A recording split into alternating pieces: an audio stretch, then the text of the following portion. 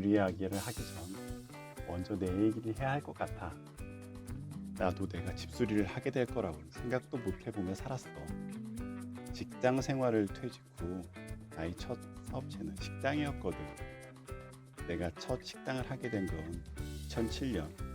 벌써 몇 년인지 기억도 가물가물해. 음식점에 음자도 모를 때였는데 갓 30이 되고 나름 내 인생의 길을 찾아보고 싶어서 열정 가득하게 요식업에 뛰어들었어. 그 당시만 해도 한식 식당은 아버지 뻘 되시는 분들이 하는 일이라 생각하던 시대야. 젊은 친구가 열심히 하니까 주변 식당 사장님들이 많이 도와주시고 예뻐해 주셨어. 아들 뻘 되는 친구가 이리 뛰고 저리 뛰면서 식당 하는 모습이 보기 좋으셨나 봐. 그러면서 매출도 점점 올라가고 나의 자신감도 많이 올라가게 되더라고. 그렇게 거의 10년 가까이 식당을 좀 하는 젊은 사장으로 재밌게 사업을 키워보려 노력했어.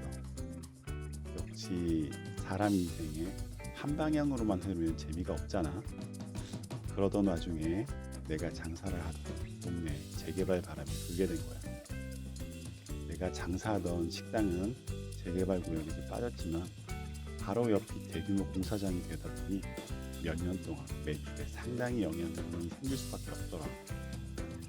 그런 와중에도 열심히 일하며 장사를 해왔지만 주변 재개발이 완료될 때쯤 우리 지역까지 임대료가 상승하기 시작하는 거야. 나는 더 이상 버티기 힘든 상황까지 몰리게 되었어. 2015년, 그땐 젠트리피케이션이란 단어도 없을 때지만 결국 매년 100%씩 올리는 월세를 감당하지 못하고 난 권리금도 받지 못한 상황에서 가게를 뺄 수밖에 없었어. 아마 일이 꼬이기 시작한 게 여기서부터이지 않을까 싶어. 나는 임대인으로 있는 게 너무 싫었어. 그래서 그런지 정말 하지 말아야 할 악수를 두게 되는데 이게 바로 귀농을 꿈꾸게 된 거야. 다른 사람 건물에 임대인으로 살지 않을 거라는 내 생각에 너무 몰입한 거지. 그렇게 돼지 농장과 로얄 젤리 생산 농장을 하게 되며 나의 악몽 같은 귀농 생활도 시작되었어. 식당을 10년 가까이 하면서 음식 노하우나 실력도 나름 어느 정도 경지에 올라 있었지만 그런 건 이미 다 내 머릿속에서 지워진 지 오래였고 그냥 떠나고 싶었나 봐. 귀농을 위해 양평을 드나들며 이것저것 알아보던 중에 돼지 농장이 허가권을 따내기는 어렵지만 돼지 농장이 돈이 된다는 얘기를 듣게 된 거야.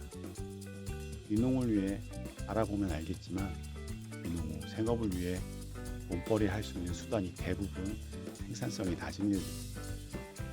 그런데 돼지 농장 운영은 농촌에서 많지 않은 수익이 크고 생산성이 높은 일이라 바로 이거다 싶었거든. 그런데 궁금증 들지 않아? 돼지 농장을 어떻게 하며 돼지를 키울지도 모르는 사람이 돼지 농장을 한다고 덤빈다는 거지? 사실 난 돼지 농장집 아들 출신이야. 정확히 말하면 어릴 때 돼지 농장 일을 좀 도우며 유년 시절을 많이 보냈거든. 그러다 보니 돼지 농장이라는 단어를 들었을 때 난 대충 머릿속에 감이 오더라고. 그렇게 그 어렵다는 돼지 농장을 하겠다고 강원도 고성에 허가난 작은 돼지 농장도 매입하고 아산 가서 6개월간 돼지 농장에서 일하며 배우며 귀농의 꿈을 키우고 있는데 역시 시련은 같이 밀려온다고. 농장 소재의 행정관청인 고성군에서 여기는 관광진흥을 하려고 하는 지역이니 인원이 자주 발생하는 가축 새우 농장은 허가해줄 수 없다고 으름장을 놓는 거야. 난 이미 허가난 농장을 샀는데도 허가기관인지라 허가기관이 저리 으름장을 놓으니 참 난감하더라고.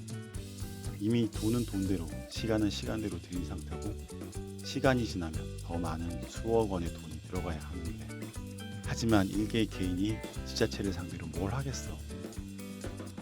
허가는 말 그대로 시작일 뿐 도와줘야 할 게 한두 가지가 아닌 상황에서 지자체를 적으로 둔다고 쉽지 않은 일이야. 이렇게 돼지 농장만 사놓고 시간은 계속 흘러갔어. 그동안 어린 돼지들의 설사 치료에 좋다는 소문을 듣고 어린 돼지들에게 봉침을 써서 항생제를 덜 쓰겠다는 일념으로 벌을 키우는 것도 같이 배우고 있었지. 그런데 돼지 농장 문제는 시간이 지나도 해결 기미가 보이지 않고 결국 나는 돼지 키우는 걸 포기하게 되었어.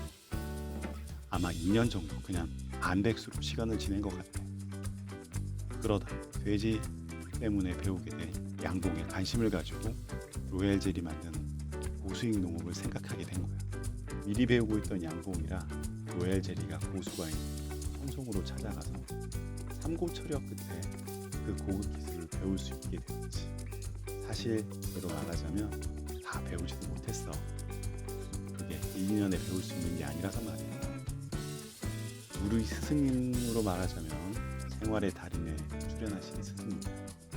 대략 어떤 기술의 내공인지 느낌이 오지? 나와 나이 차이는 얼마 나지 않지만 건 30년 가까이 벌을 키우다 보니 기술의 깊이가 말로 형언할 수가 없네. 어떻게 얘기하면 이해가 되려나. 농장의 벌통 사이를 공틀력에 혼자 조용히 걷으며 벌통에서 나오는 미세한 소리를 듣고 벌통 안의 상황을 파악이 가능하시고, 물론 벌을 키우는 사람이라면 어떤 큰 소리들이 나는 벌통을 볼 때 대략적으로 감은 잡지만 그런 것과는 차원이 달라. 벌의 질병 유무며 분쇄며 파악이 가능하다면 이해가 갈라나? 운 좋게 그런 스승님 밑에서 1년 동안 같은 농장에서 일하며 도제식으로 동고동락하며 일을 배웠어. 그리고 2년 뒤 가까운 곳에 독립해서 나의 농장을 만들고 로얄젤리 사업을 시작했다. 그런데 말이야, 그거 알아? 이농에서 농사를 짓는 농부는 자영업자라고. 쌀이나 돼지고기, 소고기 정도는 생산하면 가격이 싸서 많이 남느냐 손해냐를 따지지만 어찌됐건 다 팔 수 있어. 하지만 다른 농부분들은 생산물을 각자 알아서 팔아야 하는 자영업자란 말이지. 로얄젤리를 만들어 판매를 해야 하는데 시골에 처박혀 있는 나는 제품을 사줄 사람들은 내가 어디 있는지 알지도 못하고, 나 또한 알릴 방법도 막막했어. 판매는 오로지 나의 몫인데 어떻게 해야 할지 참 모르겠더라고. 그렇게 식당으로 번 돈을 까먹으며 강원도에서 돼지 농장 하나 사고 로얄젤리 농장에도 투자도 하고 몇 년째 벌리는 수입이 없으니 식당할 때 벌어놓은 돈이 있다고는 하지만 참 힘들더라고, 벌리는 거. 그러다 말이야, 큰 사건 하나가 찾아왔어. 벌들의 집단 가출과 집단 떼죽. 하루아침에 벌통의 벌들이 뻔하게 비춰들어 없어지는 일이 생겼단 말이야.